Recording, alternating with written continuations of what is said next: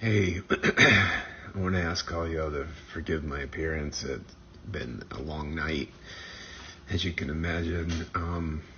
Getting messages from all over Afghanistan as to what is happening there. I'm really petitioning all of you to really pray for the believers there. There's so much that is going on and so much that is happening. We've lost all contact as of about 1 o'clock this morning due to the fact that if the Taliban finds any Western numbers or contacts in their phones, they will kill them on sight. It is what the Taliban has done before. It is what their modus operandi is whenever they find any believers. All believers in the country will be killed by the Taliban. They are not looking for converts at this point. They're looking for extermination of Christians. And despite what I just watched, one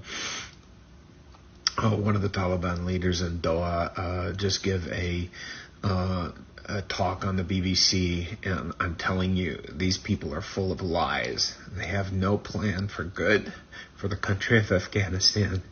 They only have harm and destruction in their path.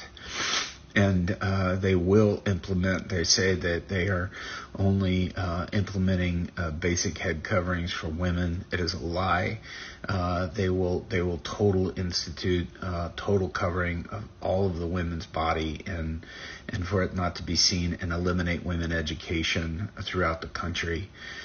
This is an evil, demonic regime, and they are planning on exterminating the second fastest growing church in the planet.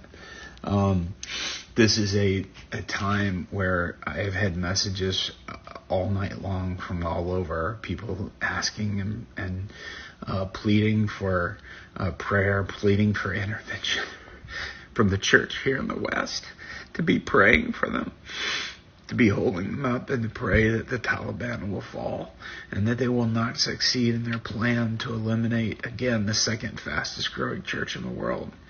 I want to ask all of you to please ask your churches, every prayer group you know, share my post that we put on. I'm pleading with you to pray, and we saw it happen in Bamiyan as we petitioned for people to pray that the Taliban would not enter Bamiyan. They did not enter Bamiyan by the grace of God. And so we need to see them not enter Kabul and to see it stopped and blocked. We also need to pray and uphold our brothers and sisters there who are going through such trauma and in fear of, they've already been persecuted so much. You have no idea how much they've already been through. People that every time when I was just there in January, working through so much pain of persecution from family. And so I want to ask you all to please be praying and get everyone that you can to pray for Afghanistan and for the church in Afghanistan. Again, we currently have lost communication with the believers there, but they will resume. I assure you, somehow, some way, we will find a way. And pray for all of those who have one key leader from Kandahar, which Kandahar had already fallen to the Taliban, and Herat had all reached out to me and were petitioning for help. And again, at 1 o'clock in the morning, just all communication just completely collapsed.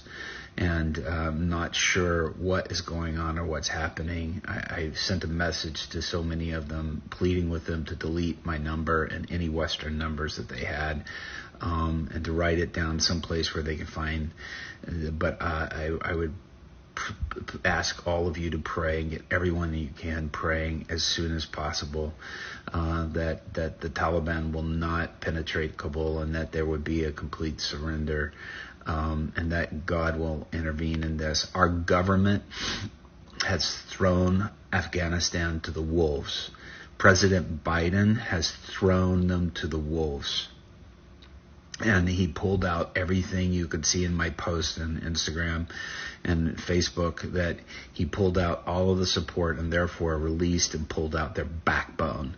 And so with what had been set up before, which was working, the former administration had a working plan and it was in place and it was actually working. And so I I'm heartbroken at the way that our government and the UK government have treated the Afghan government and the leaders there, and totally abandoning them, handing over and even withdrawing from them military support, and even withdrawing from the military weaponry that would have been able to help them keep things at bay. But the U.S. Government, President Biden this past week said that there's 350 military and police troops that are in Afghanistan that can overthrow the Taliban, which is only